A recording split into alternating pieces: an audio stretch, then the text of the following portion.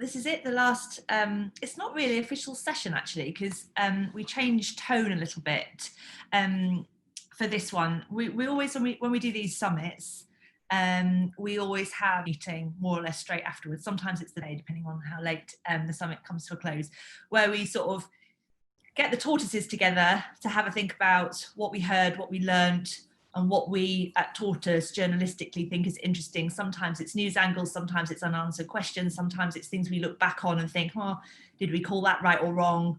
Do we need to revisit it? And we thought what would be really good for today's session is if we basically open that editorial debrief meeting up to anybody that wants to stick around. Because the idea of a summit is that we get to go really, really deep on a topic. Today, it sort of felt like we went really deep on some, but on others, they were so big, we were still kind of skirting a little bit. So I'd be super interested for anybody who's heard anything. It could be a big thing or a little thing that stuck with you or resonated or that was really new that you think is important. Stick it in the chat to help us sort of filter our thinking so we catch the most important things. I'm going to be joined by Giles Rattel, who's just done the session before, and by Alexandra Musavizadeh, who is the Director of Tortoise Intelligence and in charge of there she is, hello, she's in a cupboard, Alexandra, that's such a shame. It feels like a cupboard, but it's really nice actually. In charge of the R100 index that we've republished today. And I know that there are people who've kindly stuck around, who've listened to every session today, who aren't tortoises, but who are partners or good friends of the organisation that I really want to hear from. So I'm just going to sort of open the bidding for fun. Quite often the things that pique my interest are far from the most important things. They're just things that for some reason sort of thought, oh, that's interesting. From Dave Lewis, right at the very beginning of the day, I don't think we quite got a clear answer, unless I missed it, to the question of whether, because it's my personal experience, when I was doing my online grocery shopping at the beginning of lockdown, when I could get a slot, which was not often, I threw away a lot more because I wasn't as able to control the kind of date scheduling, if you like, of the meals that I needed. And even though Dave told us, 30% of food waste decrease across lockdown, I just wonder if you broke that out by people who were shopping online and people who went in person, if there was a difference there. So I'm just kind of interested in that. I do think that there is a thinking to be had in should we ban CSR, which was a sort of theme that Katie lobbed into the chat during my Build Back Better session. I did not know about the Tobacco Transformation Index funded by Philip Morris. I had no idea that that thing existed, or why, or what it's doing, or how influential it is. But the fact that it's funded by Philip Morris, to me, is something of a question, might be interesting for us to have a look at. And then my sort of takeaway from the Black Lives Matter session that I edited was, unfortunately, I came away feeling a lot worse about it. And it just seems to me that we're just hugely off the pace with the way we talk about, think about, frame everything to do with the role of businesses in tackling racial injustice. I just feel like we're kind of almost entirely looking in the wrong direction. So not that that's massively helpful in terms of a news angle, but that was my sort of emotional takeout from that. So there's a bit of a sort of opening the bidding. I might go, if it's okay, with Alexandra and Giles Rattel, straight to Giles Gibbons, who I know is in the audience. Alexandra's just called me, Giles Gibbons from Good Business. Giles G, are you there? Because I know you've gamely done the whole day today. I'd love to know what you've made of it all. I think I'm probably, I've got more in my head and not quite sure how to make sense of it quite yet. But just sort of, I suppose my reflection is that we were coming into 2020 with such positive views that all stakeholders were incredibly aligned with needing to turn words into action. And on many issues, particularly climate. And then the world stopped, the virus happened, and that's had some really interesting impacts, good and bad, I think, and they came out today in a number of ways. It seems to have given people a time to reflect, and the sort of huge increased importance of ESG that we heard not just for ESG funds, but for mainstream funds. I think it's just fascinating to see how people are pushing so much harder for that. So that pause seems to have demanded greater sort of change. I think the realization how integrated everything is in the world, and that we can't separate things out, and therefore we need to manage all these issues, I think is another theme that came through. And then I suppose what Dave Lewis talked about at the beginning, weirdly, for someone who runs the Sustainable Restaurant Association, I was less interested in the food waste things he talked about, but more interested in the fundamental of recession and how easy it is or difficult for businesses to act on any of this information and what they need to do in the year and years ahead. So it feels like there is a desire from companies to want to respond, and that could turn into words. And we must do what Alan Jope said after Dave, which is the answers is not wait till we're successful again before we change, but that the changes deliver the successful businesses. And that has to be the strongest message that throughout all of this, is that we need the changes, that more sustainable businesses to deliver the success, not that we wait until they're successful again, until those changes happen. And in the last recession, unfortunately, we saw that being the case. And my hope is that by holding them to account, by the desire and the reflection that everyone in business and in society has had, that this time it will be different. I think there is more belief, and I come back to my final point, that ESG and shareholders driving that they are as interested as they are,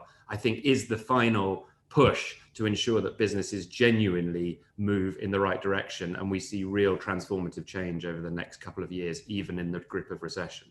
Thanks, Giles. Really useful. There's some people in the chat I can see echoing your observations in and around ESG. Giles W, what do you reckon? You've normally got brainy comments to say about stuff like this. What have you taken out today? No, I think of myself as the grainy, not brainy, specifics person. Normally, James is the person who marshals the grand ideas at Tortoise. Giles has done that for us, Giles G. So thanks very much for that. I'd just like to rattle through some sort of really specific things that I have highlighted in green from my notes. One from Alan Jope's session. We want to be, Unilever, a beacon for diversity and inclusion. And this turns out to have been in Indonesia an affront to Islam. There's a really interesting case study to be done there in how Unilever, in that case, navigated that and whether the outcome might have been already or be in the future broadly positive, not just for Unilever, but for gay people in Indonesia. I'm really struck because Alexandra pointed it out, and one of the slides did too, that pretty more than half of all the targets that we analyze in the Responsibility 100 Index are climate related. And yet, as Claire just mentioned, CO2 emissions have risen 50% since the start of the COP process. They're somewhat random, so forgive me. Mona's point that we've got a huge opportunity possibly coming down the tracks within the next 3 weeks to, as she put it, right the ship on climate.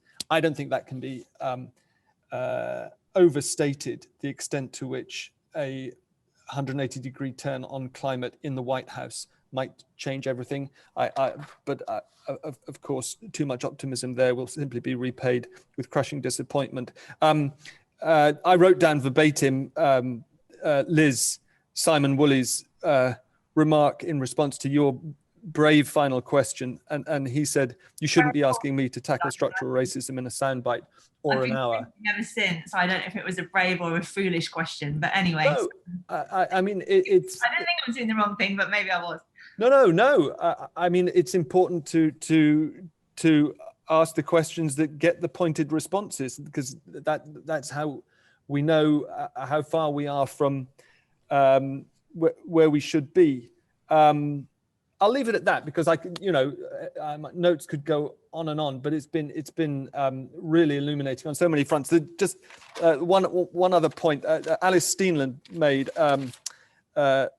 which reminded me of a point made in thinking about a year ago, and I hope to God it's true. We've hit a tipping point in terms of awareness. Speaking from a business perspective at Dassault,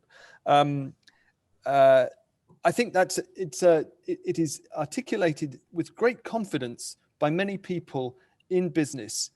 How do we date the tipping point? How do we measure the effects? I don't know, but if it's true, I'd really like to map it somehow, so that we know where, so that we know we reached that tipping point, and apart from anything, to stop us slipping back down the hill from it. Yeah. Cool. Thank you, Giles. I might go next, if I can, to Catherine Howarth, who Alexandra has also tipped me off, is still with us. Hiya, Catherine. Hi. My gosh, I've actually only just joined because I was really interested in joining this wrap-up session. But I'm very happy to just say a couple of quick observations based on what I've heard already. It sounds like you've had an incredibly rich and interesting day.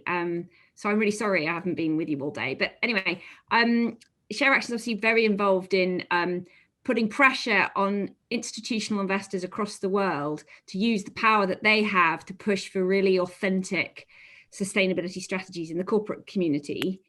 And a couple of quick observations is that I do think the investment community is under increasing pressure to be serious about this. And ESG was just very much something in sort of fringe SRI, sustainable responsible funds. And now everyone from BlackRock to really large pension funds, totally mainstream players, are having to look at this really seriously. And by the way, it is kind of regulation that's driving that. It's regulation at the EU level, and it's regulation at the UK level. And right now there's a bill of parliament called the Pension Schemes Bill that's going through. It's really mostly really obscure, but it's embedding requirements on pension funds to really look at their climate performance. And then that has this downstream impact, which is great on asset managers and in turn into companies. So I think that's good. And then the other thing I'd say is there's an absolutely almighty kind of battle working itself out at a global level about corporate sustainability reporting, which for years has been a kind of exercise in companies just putting up kind of their own favorite best stories about how good they are. And suddenly there's this drive to apply really rigorous and comparable standards across corporate sustainability reporting. And that could be a big game changer. But there are incredibly interesting vested interests with everyone who's been working in this field quite obscurely for years, suddenly kind of seeing their chance for their standard to be the globally applied one. But anyway, even though there's a massive kind of outbreak of tension in the space, it's probably a good sign. And I do think if companies had to report, and the amazing thing about Tortoise's index is that it looked at this gap between walk and talk, and I love what it does. But it's just one, piece of this kind of architecture of what's needed to make business really deliver for sustainability. So it's kind of exciting that these big tense wars are breaking out, because it's a good sign, I think, that this really matters, and that we may be getting towards some standards that make it real. So I'll leave it there, but thank you for letting me join you for the last half hour. Thanks so much for your thoughts, and certainly discomfort is a good thing, is one of the things that we should take away. I'm going to go to Alexandra in the cupboard, and there's some people talking about the data and the methodology and things like that, and we always get that when we republish the index, because it is total work in progress and it's complicated and it's fiddly. What are your reflections in relation to the index itself today, and how we might work on it for the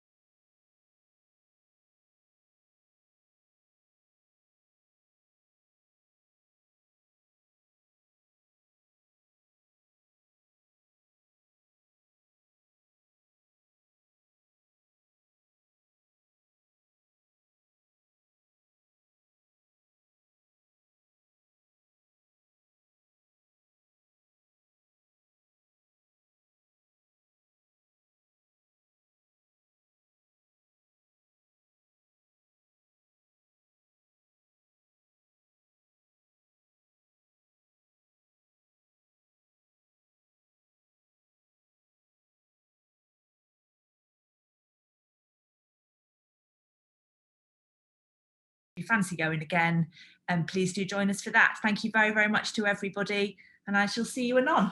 Bye bye.